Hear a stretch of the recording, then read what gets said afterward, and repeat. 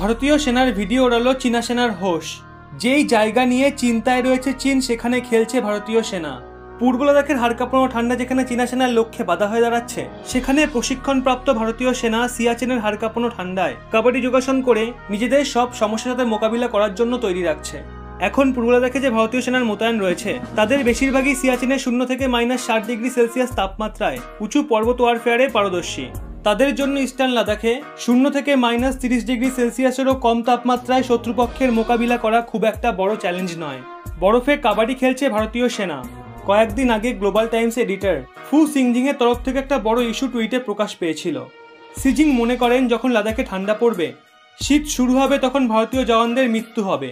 এর সাথেই তিনি এও দাবি করেছেন ইস্টার্ন লাদাখে জারি বিবাদ তাড়াতাড়ি শেষ হয়ে যাবে। এরপর সিজিংকে টুইটারে প্রাক্তন সেনারা চরম পরিমাণে ট্রোল করেছে আর তার এই দাবির পোল খুলে দিয়েছে। সিজিংকে এমন ভিডিওর মাধ্যমে জবাব দেওয়া হয়েছে যেটায় ভারতীয় জওয়ানরা বরফে কবাডি খেলতে দেখা যাচ্ছে। এই ভিডিওর মাধ্যমে পাবলিক চীনা সেনার মজা ওড়াচ্ছে। ঠান্ডার নাম শুনলেই ভয়ে কেঁপে ওঠে চীনা সেনা। টুইটারে একটা ভিডিও ট্রেন্ডে ছিল, যেটা ব্রিগেডিয়ার স্যান্ডি থাপার পোস্ট করেছিল। উনি এই ভিডিও টুইট করে লেখেন, আমাদের সেনা 14,000 ফিট উচ্চতায় বরফে কবাডি খেলছে। থাপারের স্পষ্ট লক্ষ্য ছিল যেই জায়গার নাম শুনলেই ভয়ে কেঁপে ওঠে চীনা সেনা, সেখানে ভারতীয় সেনা কাবাডি খেলছে এটাই দেখানোর। এর জন্য গ্লোবাল টাইমস এডিটর ফু সিংজিং এর ওই বয়ানের হাওয়া বেরিয়ে গেছে, যেখানে উনি বলেছেন ভারতীয় সেনার মৃত্যু রক্ত জমাট বাঁধানো ঠান্ডায় হবে। লাদাখে যখন শীত পড়ে তখন তাপমাত্রা -50°C নিচেও নেমে যায় আর হাওয়া 40 কিলোমিটার প্রতি ঘন্টার বেগে বয়। সেনারা এখন ওই প্রকারের উপকরণই পাচ্ছে যেগুলো সিয়াচেনের ঠান্ডায় মোতায়েন ভারতীয় সেনার কাছে আছে। যেখানে সিজিং ভারতীয় সেনার মজা ওড়াচ্ছিল, সেখানে চীনের সরকার লাদাখে শীতের অজুহাত দিচ্ছে। চীনকে দেখে সত্যিই বড় মায়া হচ্ছে। সুপার পাওয়ার হওয়ার চক্করে চীন এমন সব ক্রিয়াকলাপ করে বসে আছে যে চারিদিক থেকে ফেসে গেছে আর এখন যুদ্ধের ভয় বিভিন্ন রকম অজুহাত দিচ্ছে। ভারতীয় সেনার প্রতি চীনের এত দরদ থাকলে কখনোই শান্তি বার্তার পর পুনরায় বিবাদ সৃষ্টি করতো না। এখন চীন যখন দেখছে বিপদ তাদের দিকে মোড় নিচ্ছে, তখন বিভিন্ন বাহানায় ভারতীয় সেনার মনোবল ভাঙার চেষ্টায় রয়েছে।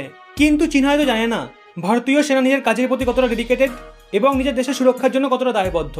আমার তো মনে হয় ঠান্ডাই চীনের দুর্বলতা আর শত্রুপক্ষের দুর্বলতাকেই কাজে লাগানো উচিত। তাই এত শীতের মধ্যেই ভারতীয় সেনার আগ্রাসী হয়ে চীনের কাছ থেকে সমস্ত জমি পুনরুদ্ধার করা উচিত। না হলে কে বলতে পারে শীত চলে গেলে চীন আবার ঝামেলা শুরু করবে না।